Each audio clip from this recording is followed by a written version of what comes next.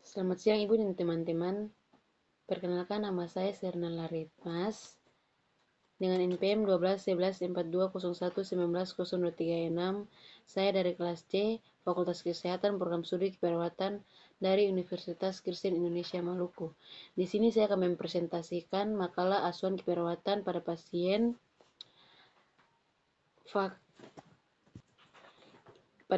infrak miokardium. Selamat menyaksikan. Infark miokardium akut adalah suatu keadaan di mana terjadi nekrosis otot jantung akibat ketidakseimbangan antara kebutuhan dengan suplai oksigen yang terjadi secara mendadak. Penyebab yang paling sering adalah terjadinya sumbatan koroner sehingga terjadi gangguan aliran darah. Sumbatan tersebut terjadi karena rupiter plak yang mendukasi terjadinya agregasi trombosit, pembentukan trombus, dan spasma koroner. Serangan infrak miokard biasanya akut dengan rasa sakit seperti angina, tetapi tidak seperti angina yang biasa. Maka di sini terdapat rasa penekanan yang kematian bila pasien sebelum pernah mendapat serangan angina. Maka itu bahwa sesuatu yang berada dari serangan angina sebelumnya sedang berlangsung secara kebalikan dengan angina yang biasa. Infrak miokard akut terjadi sewaktu pasien dalam keadaan istirahat, sering pada jam-jam awal di pagi hari. Baik, sekarang kita masuk di asuhan keperawatan pada pasien infrak miokard akut. Yang pertama, pengkajian. Ini dalamnya identitas pasien, nama Nona Natasha, umur 53 tahun, jenis kelamin perempuan. Yang kedua, keluhan utama. Yang di dalamnya keluhan yang paling dirasakan adalah napas sesak dan nyeri dada atau epigastrium. Yang ketiga, riwayat kesehatan. Yang di dalamnya riwayat kesehatan sekarang. Alasannya menjelaskan riwayat penyakit yang dialami, apakah pasien mengeluh sesak napas dan nyeri dada. Sesak bertambah jika beraktivitas, keadaan lemah dan nafsu makan menurun. Yang kedua, riwayat kesehatan dahulu. Apakah pasien mempunyai riwayat vaskuler, misalnya hipertensi, penyakit jantung, atau mempunyai riwayat penyakit diabetes mellitus. Yang ketiga, riwayat kesehatan keluarga. Apakah keluarga pasien ada yang mempunyai penyakit vaskuler, misalnya hipertensi, metabolik, misalnya diabetes mellitus. Kita masuk di ADL, nutrisi. Porsi yang dihabiskan, keluhan mual dan muntah, perubahan pola makan setelah sakit. Yang kedua, istirahat tidur. Kebiasaan tidur siang dan malam berupa jam sehari. Apakah ada kesulitan waktu tidur? Bagaimana perubahannya setelah sakit? Apakah sering terbangun dan susah tidur karena nyeri dada? Yang ketiga, aktivitas. Apakah pada pembatasan aktivitas, apalagi terasa sesak napas saat beraktivitas? Yang keempat, eliminasi. Mengkaji kebiasaan eliminasi alfi dan uri. Jumlah warna, apakah ada gangguan? Yang kelima, personal. Mandi, kebersihan badan, gigi dan mulut, rambut, kuku dan pakaian. Sekarang kita masuk di diagnosa.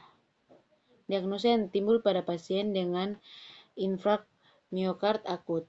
Gangguan pertukaran gas berbanding dengan timbunan asam laktat. Penurunan supli oksigen miokard, arteriosklerosis, trombosis, kontriksi arteri koronaria. Nyeri berbanding dengan timbunan asam laktat.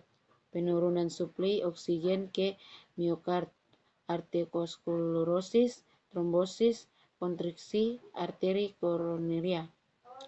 Intoleransi aktivitas berbanding dengan total timbangan asam laktat. Penurunan supli oksigen ke miokard, gangguan berfungsi jaringan berbanding dengan cap turun, kontraktilitas turun, integritas membran sel menurun, seluler hipoksia. Sekarang kita masuk data subjektif. Pasien mengatakan nyeri menyebar di bagian dada. Data objektif, perubahan terus otot Rentang dari lemas tidak bertegang sampai kaku. Perubahan tekanan darah, pernapasan nadi, dilatasi pupil, arteriosklerosis, trombosis, kontriksi arteri koronaria, aliran darah ke jantung, penurun jaringan miokard, supri O2 ke miokard turun, metabolisme aerab, timbunan as laktat, nyeri. Yang ketiga, data subjektif. Pasien merasa ansietes, dyspnea, atsu napas pendek, gelisah. Data objektif, suara nafas abnormal, ansietas, perubahan tekanan darah, edema, perubahan elektrolit, penurunan hemoglobin, dan hematokrit. Etiologi, aliran darah ke jantung menurun, suplai O2 ke molekar turun, seluler hiperksia, integritas membran sel berubah. Masuk di masalah resiko kelebihan volume cairan ekstravaskuler. Kita masuk di interferensi. Diagnosa keperawatan. Yang pertama, gangguan pertukaran gas berbanding dengan timbunan asam laktat, penurunan suplai oksigen ke miokard, arteriosklerosis, trombosit, kontraksi arteri koronaria. Tujuannya, gangguan pertukaran gas berkurang. Yang pertama, pertukaran gas CO2 dan O2 di alveoli untuk mempertahankan konsentrasi gas darah arteri. Yang ketiga, nyeri berbanding dengan timbunan asam laktat, penurunan suplai oksigen ke miokard, arteris, sklerosis, trombosis, kontraksi arteri koronaria. Tujuan menunjukkan tingkat nyeri yang dibuktikan oleh adanya ekspresi nyeri pada wajah, gelisah atau kekebalan otot, durasi episode nyeri, merintih dan menangis.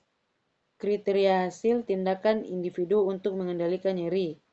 Rencana tindakan fasilitas keperawatan jalan napas. Yang kedua, memberikan terapi oksigen dan pantau efektivitasnya. Yang ketiga, pasang alat bantu pernapasan pada pasien. Yang keempat, beri analgesik sesuai dosis yang dibutuhkan pasien. Yang ketiga, ringankan nyeri sampai pada tingkat kenyamanan pasien. Analisis data. Resiko kelebihan volume cairan ekstraseluler berbanding dengan kegagalan pompa jantung, kontraktivitas turun. Tujuan kelebihan volume cairan dapat dikurangi. Kriteria hasil, keseimbangan elektrolit dan non-elektrolit dalam kepertamaan ekstrasel tubuh. Rencana tindakan, tingkatan keseimbangan cairan dan cegah kembali kasih akibat kadar cairan yang abnormal. Yang kedua, turunkan volume cairan ekstrasel. Yang ketiga, pertahankan pola eliminasi urin optimal. Implementasi. Yang pertama, memfasilitasi kepanjalan napas. Yang kedua, memberikan terapi oksigen dan pantau efektivitasnya. Yang ketiga, memasang alat bantu pernapasan pada pasien. Respon tindakan, pasien dapat bernapas dengan lebih stabil. Yang kedua, beri analgesik sesuai dosis yang dibutuhkan pasien. Yang kedua, ringankan nyeri sampai pada tingkat kenyamanan pasien. Yang ketiga, minta pasien untuk menilai nyeri pada skala 0 sampai 10. respon tindakan pasien mulai nyaman dan dapat mengatasi kecemasan. Yang ketiga, A. Atur penggunaan energi pasien. B. Pantau respon O2 oksigen terhadap aktivitas keperawatan. Respon tindakan pasien mulai tidak mengalami kelelahan dan keletihan. Masuk di evaluasi. Bernilai keberhasilan dari intervensi yang telah dibuat, hasil yang diharapkan. Pasien menunjukkan pengurangan nyeri, tidak menunjukkan kesulitan dalam bernafas, berfungsi jaringan terpelihara secara adekuat, memperlihatkan berkurangnya kecemasan, mematuhi program perawatan diri, tidak menunjukkan adanya komplikasi. Kesimpulan dari asuhan keperawatan tentang infark miokardium adalah proses rusaknya jaringan karena adanya penyempitan atau sumbatan pada arteri koroner, sehingga suplai darah pada jantung biasanya terjadi jika suatu sumbatan pada arteri koroner menyebabkan terbatasnya atau terputusnya aliran darah ke suatu bagian dari jantung. Jika terputusnya atau berkurangnya aliran darah itu berlangsung lebih dari beberapa menit, maka jaringan jantung akan mati. Keluhan yang khas ialah nyeri dada retrosiotomal seperti diramas-ramas, ditekan, ditusuk panas atau ditindis barang berat.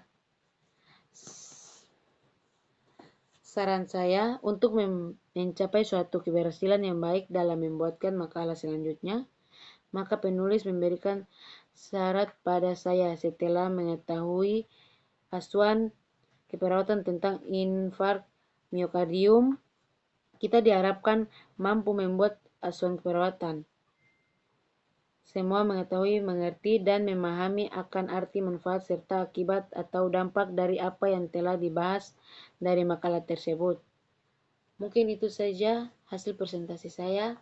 Jika salah kata, saya mohon maaf. Terima kasih.